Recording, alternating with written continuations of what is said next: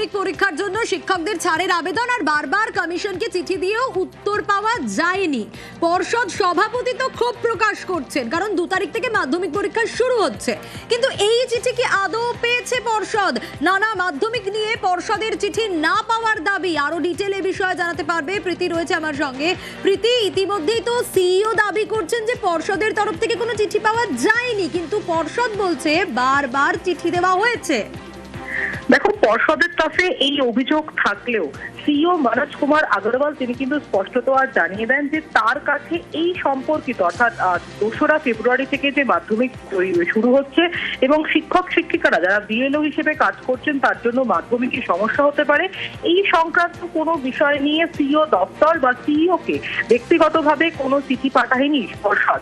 এবং স্বাভাবিকভাবে যেহেতু মাধ্যমিক পর্ষদ এই চিঠি পাঠায়নি এবং সিইওর কাছে সেই চিঠি যায়নি, সেহেতু তিনি এই বিষয়টা সম্পর্কে অবগত নয়। তাই সোনিয়া, খুব স্বাভাবিকভাবেই বোঝা যাচ্ছে মাধ্যমিকের পর্ষদ যে কথা বলছে এবং সিইও দপ্তর যে কথা বলছে, দুটোর মধ্যে পুরোপুরি মিসকমিউনিকেশন রয়েছে এবং এই মিসকমিউনিকেশন কাটে কিনা সেদিকেই আমাদের নজর থাকবে।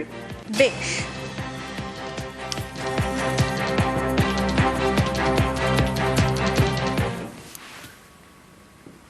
চোলাই বিক্রির বিরুদ্ধে প্রতিবাদ। একেবারে দল বেঁধে মহিলারা অভিযানে নামতেই তাদের উপর হামলা। হ্যাঁ, আলিপুরদুয়ারের আদিবাসী গ্রামে চাঞ্চল্যকর অভিযোগ, আর এ নিয়ে থানায় নালিশ।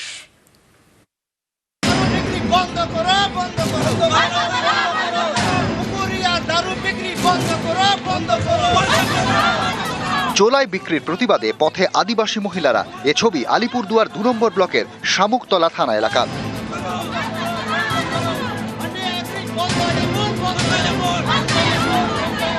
শামুকতলার বড় পুকুরিয়া আদিবাসীদের গ্রাম। অভিযোগ, এখানকার বেশ কয়েকটি বাড়ি থেকে চোলায় মদ বিক্রি করা হচ্ছে। এতে এলাকায় বহিরাগতদের আনাগোনা বাড়ছে। এ নিয়ে মাঝে মধ্যে অশান্তি। এরই বিরুদ্ধে জোট বাঁধেন আদিবাসী মহিলাদের একাংশ। শুক্রবার অভিযানে নামেন। অভিযোগ, সেই সময় তাদের মারধর করা হয়। আক্রান্ত হন 4 জন। তাদের নিয়ে যাওয়া হয় স্থানীয় হাসপাতালে।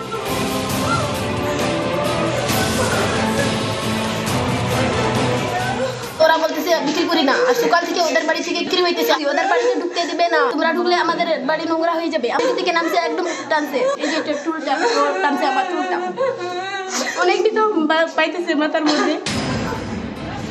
আদিবাসী মহিলাদের উপর হামলার অভিযোগ। শামুকতলা থানায় লিখিত অভিযোগ জানানো হয়।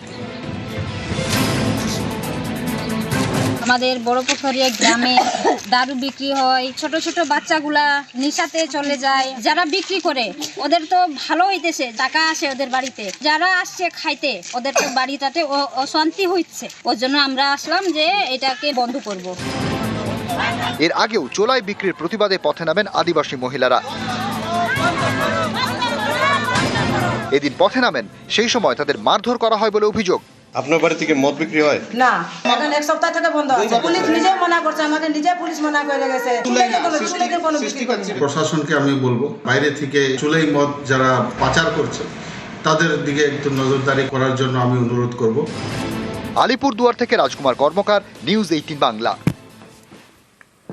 2024 সালের জুন মাসে সেতু ভেঙে বিপত্তি। ফাঁসি দেওয়ার গঙ্গারাম চা বাগান এলাকার সেই ভাঙা সেতু নতুন করে তৈরি করা হবে। বৃহস্পতিবার সেতুর কাজের শিলান্যাস করা হয়। পাণ্ডবেশ্বর এবং ময়নাগুড়িতে তৈরি হবে একাধিক নতুন রাস্তা।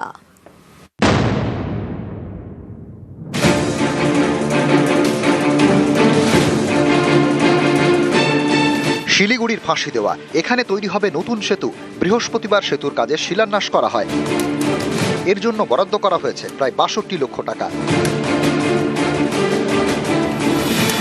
একদিকে ফাঁসি দেওয়ার গঙ্গারাম চা বাগান এলাকা, আরেকদিকে শিলিগুড়ির সংযোগকারী চার্চ মোড়। মাঝখান দিয়ে বয়ে গিয়েছে টুনা নদী। এই নদীর উপরের ব্রিজ যাতায়াতে বড় ভরসা। 2024 সালে জুন মাসে জলের তোড়ে ব্রিজ ভেঙে যায়। স্থানীয়দের দাবি, ব্রিজ ভেঙে যাওয়ায় যাতায়াতের দুর্ভোগ চরমে। তাঁদের দাবি মেনে এবার তৈরি হবে নতুন bridge.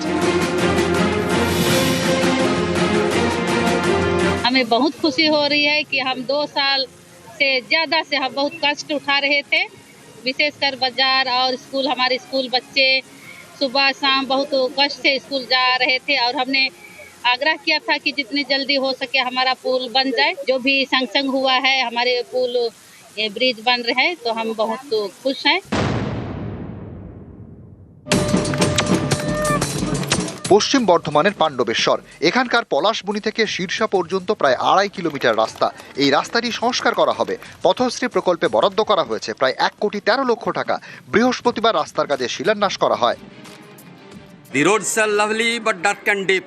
We have promises to keep and miles to go before we sleep. আমরা যেন আমাদের শেষ নিঃশ্বাস ত্যাগ করার আগে পর্যন্ত আমরা আরও বহু মাইল পাড়ি দিতে পারি এইরকম উন্নয়নকে নিয়ে। আমরা ধন্যবাদ জানাই, আমরা সাধুবাদ জানাই আমার বর্তমান রাজ্য সরকারকে।